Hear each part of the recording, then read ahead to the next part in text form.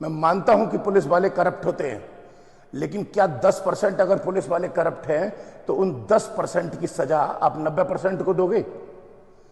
तुमने पुलिस वालों के बारे में यह तो कह दिया कि करप्ट होते हैं, लेकिन आपसे एक बात सिंपल सी पूछता हूं कि क्या तुम लगातार 8 से 10 या 12 घंटे 13 घंटे चमड़े के जूते पहन के ड्यूटी कर सकते हो? नहीं ना। चमड़े के जूते अगर तुम 2 घंटे पहनते हो तो पैर पसीज जाता है, चला नहीं जाता है। वो 8-8 10 घंटे चौराहे पे खड़े रहते हैं, चाहे धूप हो, चाहे गर्मी हो, चाहे बरसात हो।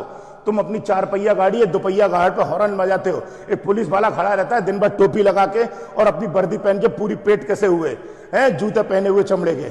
कभी सोचा होगा चौराहे पे कैसे खड़ा होता होगा वो?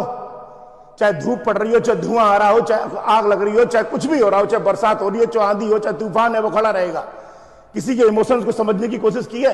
तुमने तो एक बार को कह दिया वो अपने घर परिवार सबको छोड़ के बैठा है, मैस की रोटी खाता है, मैस की रोटी में आटा झड़ता है, रोटी फालवर बना के सुबह सुबह 9 बजे चला जाता है, उसके बाद में 12 बजे रोटी मिलती है, ये 2 बजे रोटी मिलती है, किसी को पता नहीं होता। मैं मानता हूं 30-40 हजार रुपए मिलते हैं, 30-40 हजार में आपने किसी के इमोशंस को खरीद नहीं लिया।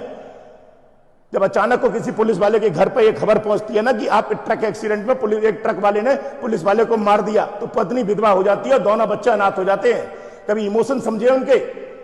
पुलवामा में 40 सीआरपीएफ के जवान शहीद हो गए। उन 40 के दुख दर्द को आज आपने उनके परिवारों के बारे में जानने की कोशिश की कि उन 40 लोगों की कैसे घर चल रहे होंगे, कैसे रोजी रोटी चल रही होगी? आज तो पेंशन भी नहीं मिलती। नक्सली हमले में छत्तीसगढ़ में 3 जवान शहीद हो गए। उन तीनों के बारे में, दुख दर्द के बारे में सोचा है कि कैसे रहा होगा? कोई अपने छोटे छोटे मासूम से बच्चे कैसे अपने पिता के बिना रहते होंगे? मैंने मान लिया कि आपने कह दिया कि वो करप्ट है। मैं कहता हूं कि 10% करप्ट है, लेकिन 10% की सजा 90% को क्यों?